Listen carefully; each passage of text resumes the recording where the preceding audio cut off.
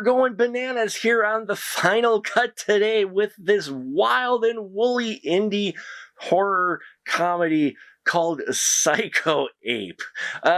From the mind of Addison Binnick, we get the story of a ape who's escaped the zoo and gone on a murderous rampage, killing people in various grotesque ways, usually involving a banana. Then we also have Nancy Banana, who loves apes, and she witnesses the psycho ape in action, but she actually survives the attack. We jump ahead many years later. Psycho ape is still on the rampage, and well, Nancy still has her love for the ape, and the ape is also pursued by Dr. Zoomis, who is keeping an eye on where Nancy is because he's sure the ape is going to show up, which it does, and causes even more rampaging chaos.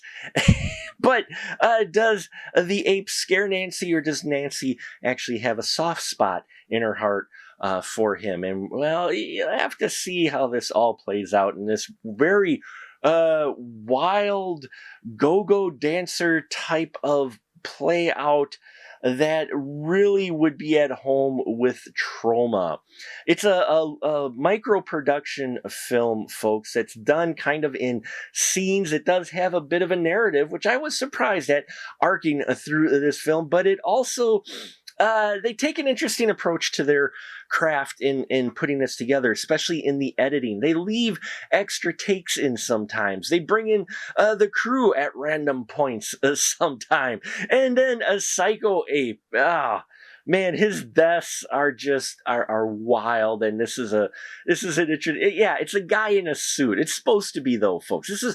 Tongue is so firmly planted in cheek, it's gone through the cheek, around into the ear, into the brain, and licking the one brain cell inside of my head.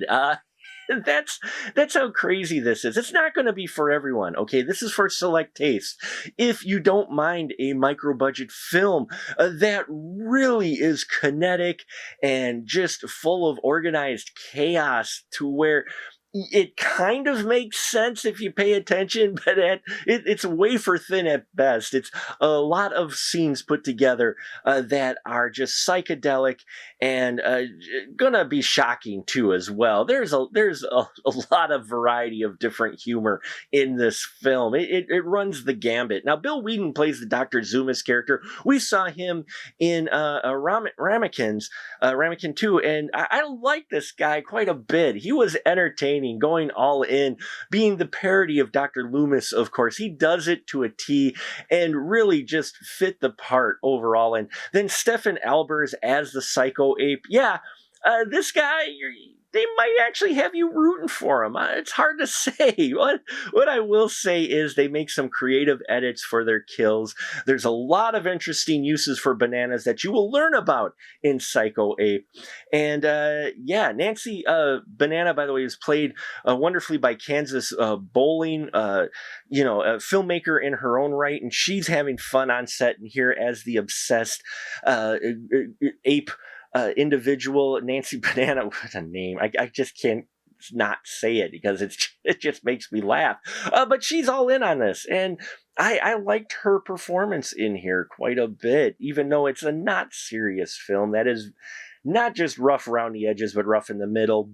But there's a charm to it. There's this trauma-esque spirit to it. And if you like those type of micro-budget gonzo films, you may enjoy this. I think the only part I didn't quite enjoy was the extensive, and I do mean extensive, conversation about Pixar movies. That's where it kind of ground to a halt for me a little bit on it. But other than that, I think it's completely gonzo. It just sit back and experience it. And yeah.